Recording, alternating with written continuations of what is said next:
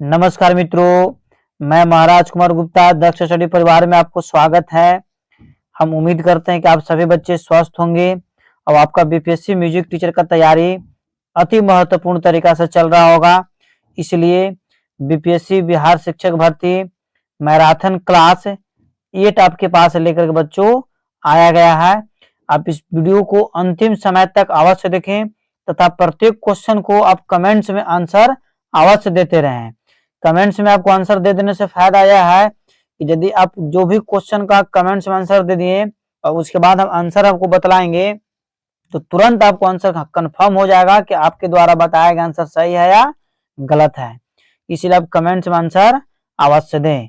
इसलिए बिना समय गवाए बच्चों आज का प्रथम प्रश्न है कि रसों को अलौकिक सृष्टि करने में सहायक सिद्ध होती है। रसों को अलौकिक सृष्टि करने में सहायक सिद्ध होती है। तो इसका आंसर हो जाएगा बच्चों शब्द, स्वर एवं चेष्टा। मतलब ए नंबर इसका आंसर क्या है? सही है। इसका आंसर क्या हो जाएगा बच्चों? ए नंबर इसका आपका आंसर सही है। ठीक है, नेक्स्ट प्रश्न पर ध्यान दीजिएगा। निम्नलिखित में से कौन सा पटाक्षर युक्त प्रहार से बजाया जाता है? निम्नलिखित में से कौन सा पटाक्षर युक्त प्रहार से बजाया जाता है? तो इसका आंसर हो जाएगा बच्चों डी। हालांकि गलत लिखा हुआ है, डी ऐसे बिंदु होना चाहिए यहाँ पर। इसका आंसर हो जाएगा डी नंबर। ठीक है मित्रों, नेक्स्ट प्रश्न पर ध्यान दीजिए। उठान को अन्य किस नाम से जाना जाता है? उठान को अन्य किस नाम से जाना जाता है? तो इसका आंसर हो जाएगा बच्चों बी नंबर। बी में आपको बाय द मिस्टेक टाइपिंग में गलत हो गया है। इसका आंसर हो जाएगा बच्चों मुखड़ा। क्या होगा? मुखड़ा। ठीक है, आपको याद रखना है कि इसका आंसर हो जाएगा मुखड़ा। ठीक है, नेक्स्ट प्रश्न पर बच्चों ध्यान दीजिएगा कि किस पद्धति में स्वरों को शुद्ध अवस्था सबसे नीची होती है? किस पद्धति में स्वरों को शुद्ध अवस्था सबसे नीचे होती है? तो इसका आंसर हो जाएगा बच्चों बी नंबर कर्नाटक पद्धति। क्या हो जाएगा? कर्नाटक पद्धति। नेक्स्ट प्रश्न है आपका कि बोलबॉट की ठुमरी को अन्य किस नाम से भी जाना जाता है? अति महत्वपूर्ण प्रश्न है आपका बीपीएससी म्यूजिक टीचर के लिए कि बोलबॉट की ठुमरी को अन्य किस नाम से भी जाना जाता है? तो इसका आंसर हो जाएगा मित्रों ए नंबर। ये कहने का मतलब है कि बंदिश ठुमरी। क्या हो जाएगा आंसर? बंदिश ठुमरी। नेक्स्ट प्रश्न है कि भद्रनंद गात्रवर्ण और त्रिवर्ण को और किस नाम से जाना जाता है? या फिर आप इस रूप में भी पढ़ सकते हैं कि भद्रनंद गात्रवर्ण और त्रिवर्ण किससे संबंधित है? ठीक है मित्रों, तो इसका आंसर हो जाएगा आपको डी नंबर अर्थात तालाश्रित अलंकार।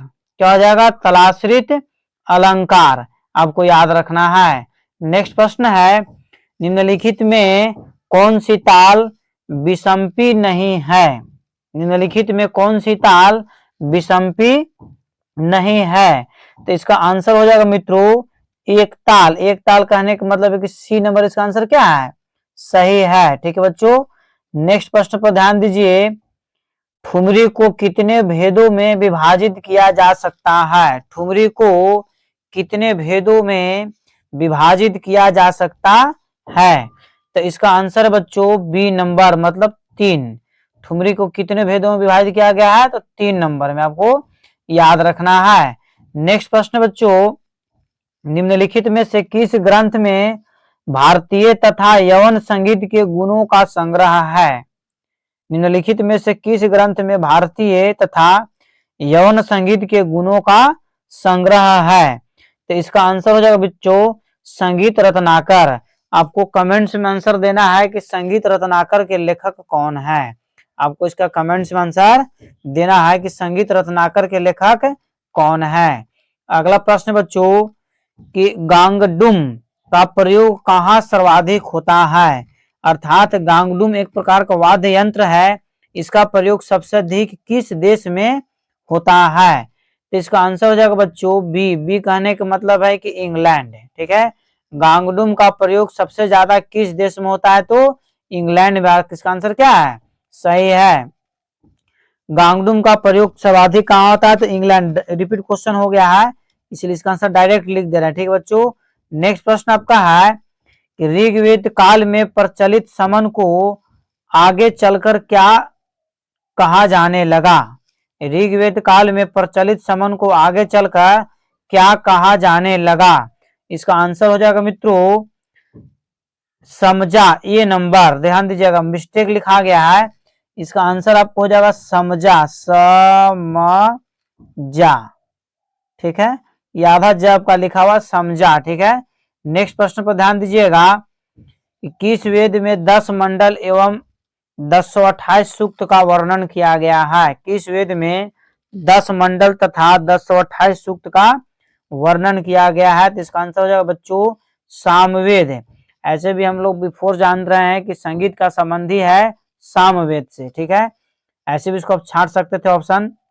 नेक्स्ट प्रश्न है कि भारतीय विचारकों ने सौंदर्य को पूर्ण रूप से किससे जुड़ा हुआ माना है?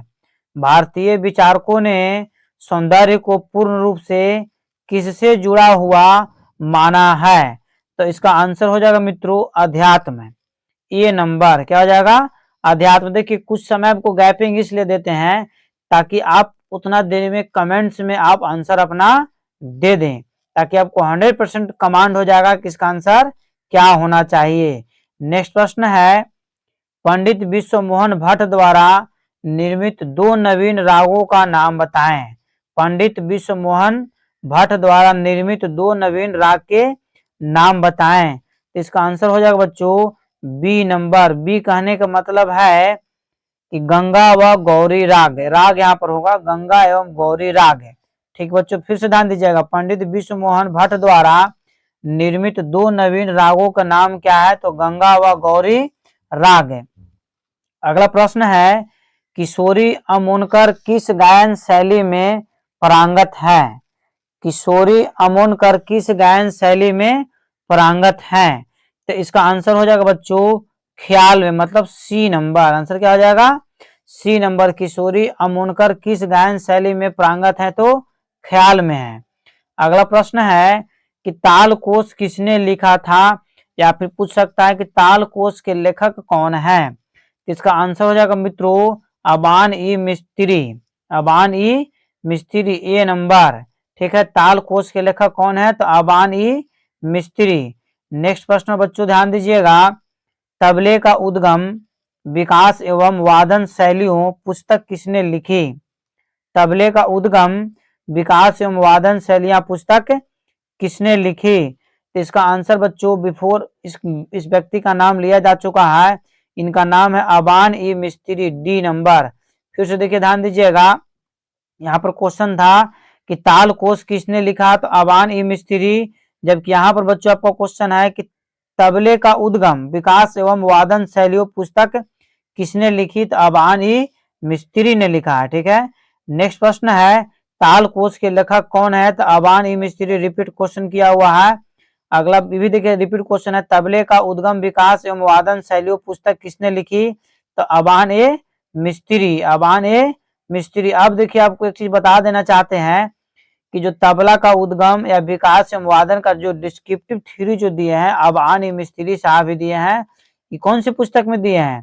तो ताल कोश पुस्तक में दिए हैं। किसमें दिए हैं? ताल कोश पुस्तक में। इस तरीका से भी आपसे पूछा जा सकता है। नेक्स्ट क्वेश्चन ध्यान दीजिएगा कि गदी गण का न कहाँ बजता है? देखिए यहाँ बजता लिखाएगा, ध्यान दीजिएगा, गदी गण का न कहाँ बजता है? ठीक है, गदी गण का न कहाँ बजता है? तो इसका आंसर हो जाएगा बच्चों लव पर। लव मतलब जुबान होता है, होठों पर। ठीक है, ध्यान दीजिएगा, गदी गण का न कहाँ बजता है? तो लव पर, जिसको हम लोग अपना चलता फिरता भाषा में बोलते हैं कि गुनगुना देना। ठीक है बच्चों। नेक्स्ट प्रश्न पर ध्यान दीजिएगा, भारतीय संगीत वाद्य ग्रंथ के लेखक का नाम क्या है? भारतीय संगीत वाद्य ग्रंथ के लेखक का नाम क्या है? इसका आंसर हो जाएगा बच्चों लालमणि मित्र। लालमणि मित्र। ध्यान दीजिएगा, किताब का नाम है कि भारतीय संगीत वाद्य। भारतीय संगीत वाद्य के लेखक कौन है? तो लालमणि मिश्र। अगला प्रश्न बच्चों कि चतुर्थ दंड प्रकाशिका ग्रंथ किसने लिखा? चतुर्थ दंड प्रकाशिका ग्रंथ किसने लिखा? तो इसका आंसर हो जाएगा मित्रों रामत्य ने। ए नंबर क्या हो जाएगा? ए नंबर रामत्य साहब ने चतुर्दंड प्रकाशिका ग्रंथ के लेखक हैं। फिर से ध्यान दीजिए, चतुर्दंड प्रकाशिका के लेखक कौन है? तो रामत्य साहब है। अगला प्रश्न है कि चतुर्थ दंड प्रकाशिका ग्रंथ किसने लिखा? तो रामत्य साहब लिखे हैं। नेक्स्ट प्रश्न बच्चों ध्यान दीजिएगा, सितार पर मध्य सप्तक का कौन सा पर्दा खिसकाया जाता है? सितार पर मध्य सप्तक का कौन सा पर्दा खिसकाया जाता है? तो इसका आंसर हो जाएगा बच्चों डी, मतलब म। क्या हो जाएगा? डी इसका आंसर क्या है? सही है, म। ध्यान दीजिए बच्चों फिर से, सितार पर मध्य सप्तक का कौन सा पर्दा खिसकाया जाता है? तो म आपको याद रखना बच्चों, ठीक है।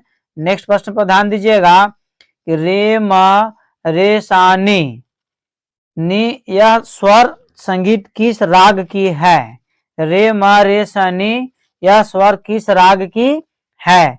इसका आंसर हो जाएगा मित्रों शुद्ध राग का, डी नंबर, ठीक है। रे म रे सा नी यह स्वर किस संगीत राग का है? तो शुद्ध राग का है बच्चों। अगला प्रश्न पर ध्यान दीजिएगा कि संपूर्ण ऑडो राग का चयन करें, अर्थात इसमें से कौन से ऐसे राग हैं जिसमें संपूर्ण भी है और ऑडो भी है? ड यहाँ लिखाएगा, ऑडो राग का चयन करें। तो ध्यान दीजिएगा, इसका आंसर हो जाएगा मित्रों ए नंबर सारमती। सारमती इसका आंसर क्या है? सही है, अर्थात ए नंबर हम टिक आउट कर देंगे। अगला प्रश्न बच्चों कि भारतीय अथवा पाश्चात्यवाद संगीत का नवीन प्रयोग किसने लिखा? ठीक है, भारतीय और पाश्चात्यवाद संगीत का नवीन प्रयोग किसने लिखा? तो इसका आंसर हो जाएगा मित्रों अली अकबर। क्या हो जाएगा? अली अकबर, अर्थात बी नंबर इसका आंसर सही है। या फिर ऐसे पूछ सकता है कि अली अकबर निम्नलिखित में से कौन से किताब लिखे हैं? तो आपको क्या टिक आउट करना है? भारतीय और पाश्चात्यवाद संगीत, भारतीय और पाश्चात्यवाद संगीत, ठीक है बच्चों। अगला प्रश्न पर ध्यान दीजिएगा, कर्नाटक पद्धति में गंधार को यह भी कहा जाता है, अर्थात कर्नाटक पद्धति में गंधार को और किस नाम से जाना जाता है? इसका आंसर हो जाएगा मित्रों ए नंबर। ए कहने का मतलब है कि चतुश्रुति ऋषभ है, चतुश्रुति ऋषभ है। नेक्स्ट प्रश्न बच्चों, किस संगीत पद्धति में कोमल स्वर का स्थान शुद्ध स्वर से नीचा होता है? किस संगीत पद्धति में कोमल स्वर का स्थान शुद्ध स्वर से नीचा होता है? तो इसका आंसर हो जाएगा मित्रों ए नंबर। ए कहने का मतलब है आपका कि हिंदुस्तानी। क्या है? हिंदुस्तानी। एक बार फिर से ध्यान दीजिएगा बच्चों, किस संगीत पद्धति में कोमल स्वर का स्थान शुद्ध स्वर से नीचा होता है? तो हिंदुस्तानी। अगला प्रश्न है कि बोल बनाओ की ठुमरी में प्रयोग कम होता है, अर्थात बोल बनाओ की ठुमरी में सबसे कम प्रयोग किसकी होती है? तो इसका आंसर हो जाएगा बच्चों अलाप का, सी नंबर। किसका सबसे कम प्रयोग होता है? अलाप का। बोल बनाओ की ठुमरी में कम प्रयोग होता है तो अलाप का। नेक्स्ट प्रश्न बच्चों, भारत भाष्य ग्रंथ में शुद्ध विकृति कितने स्वरों का वर्णन है? भारत भाष्य ग्रंथ में शुद्ध विकृति कितने स्वरों का वर्णन है? इसका आंसर हो जाएगा बच्चों 14। 14 कहने का मतलब है आपका कि डी, ठीक बच्चों। भारत भाष्य ग्रंथ में शुद्ध विकृति कितने स्वरों का वर्णन है? तो 14। अगला प्रश्न है कि गरबा नृत्य को आंध्र प्रदेश में किस नाम से जाना जाता है? गरबा नृत्य को आंध्र प्रदेश में किस नाम से जाना जाता है? तो कोलारम से। क्या जाना जाता है? कोलारम। ध्यान दीजिए, जैसे गरबा जो मुख्य नृत्य है गुजरात का है। कहाँ का है? गुजरात का है। एक चीज और याद बच्चों रखना है कि गरबा जो नृत्य है उसका जनक माना जाता है मीराबाई को। किसको माना जाता है?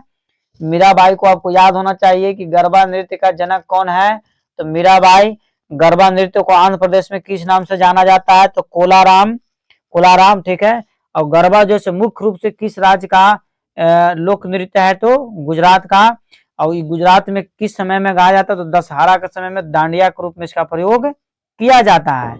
अगला प्रश्न बच्चों क्या कर्नाटक संगीत पद्धति में कोमल स्वर होते हैं? देखिए हाँ या ना में खाली जवाब देना है। क्या कर्नाटक संगीत पद्धति में कोमल स्वर होते हैं? इसका आप कमेंट्स में अवश्य आंसर दीजिए। ठीक है, इसका आंसर हो जाएगा बच्चों बी नंबर। बी कहने का मतलब है कि नहीं। क्या कर्नाटक संगीत पद्धति में कोमल स्वर होते हैं? तो क्या टिक कर दीजिएगा, नहीं। अगला प्रश्न बच्चों, सायन ने सप्त धातु को किस अर्थ में माना है? सायन ने सप्त धातु को किस अर्थ में माना है? तो इसका आंसर हो जाएगा बच्चों 7 स्वर। ए नंबर क्या हो जाएगा, ए नंबर। सायन ने सप्त धातु को किस अर्थ में माना है? तो 7 स्वर।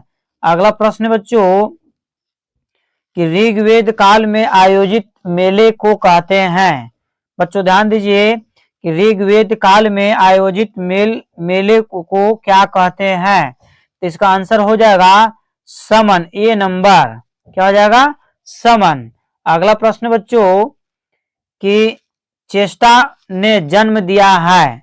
चेष्टा ने जन्म दिया है मतलब संगीत का कि नाट्य का कि कला का कि मनोरंजन का? बताइए क्या आंसर होगा।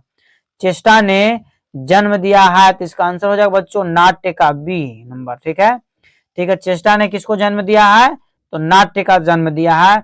अगला प्रश्न बच्चों, गुनीदास किस संगीतज्ञ का उपनाम है? बहुत ही महत्वपूर्ण संगीतज्ञ थे। गुनीदास किस संगीतज्ञ का उपनाम है? तो इसका आंसर हो जाएगा बच्चों जगन्नाथ बुआ। जगन्नाथ बुआ, ध्यान दीजिएगा। इलंकचराय जी बुआ का नाम भी आप सुने होंगे, वो भी संगीत के क्षेत्र में महारथी प्राप्त कर चुके हैं। तो इसलिए इंचलंकर जी बुआ को कलावती की उपाधि से सम्मानित किया गया है।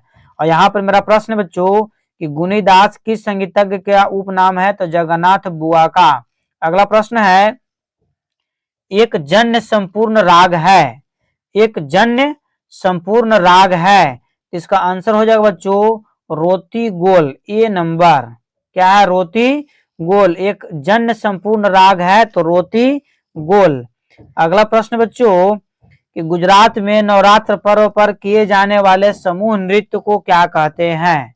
ठीक बच्चों ध्यान दीजिएगा, इसका आंसर हम बिफोर आपको जिक्र कर चुके थे कि गुजरात में नवरात्र पर्व पर किए जाने वाले समूह नृत्य को क्या कहते हैं? इसका आंसर हो जाएगा गरबा। क्या हो जाएगा, गरबा। मतलब ए नंबर, या मिसप्रिंट लिखा गया है, गरबा होगा। ठीक है बच्चों, गुजरात में नवरात्र पर्व पर किए जाने वाले समूह नृत्य को क्या बोलते हैं? गरबा बोलते हैं। इसका आपको आंसर याद होना चाहिए। गरबा का जनक मीराबाई है और गरबा को आंध्र प्रदेश में क्या बोला जाता है? आपको आंसर बता चुके हैं, आप कमेंट्स में अवश्य आंसर दें। ठीक है, इस प्रकार आज का जो है से क्लास यहीं पे समाप्त किया जा रहा है। यदि आप चैनल में पहली बार विजिट कर रहे हैं तो चैनल को सब्सक्राइब करना बच्चों न भूलें। चैनल को आप सब्सक्राइब कर लें तथा जो भी आपके सगे संबंधित व्यक्ति हैं उनके पास अधिक से अधिक आप सूचना दे दें, ताकि सभी के पास यह चैनल के माध्यम से सभी को निःशुल्क शिक्षा दिया जाएगा। किसी भी प्रकार का कोई चार्ज नहीं लगेगा। एक और चीज है कि यदि किसी भी व्यक्ति को यदि पीडीएफ की जरूरत है, या व्हाट्सएप नंबर पर हमसे कांटेक्ट करें। व्हाट्सएप पर हाय हेलो तथा डिस्ट्रिक्ट और स्टेट और नाम लिखें, आपको तत्काल पीडीएफ फाइल प्रोवाइड निःशुल्क करा दिया जाएगा। ठीक है, इस प्रकार आज का क्लास बच्चों यहीं पे समाप्त किया जा रहा है। जय हिंद, जय भारत।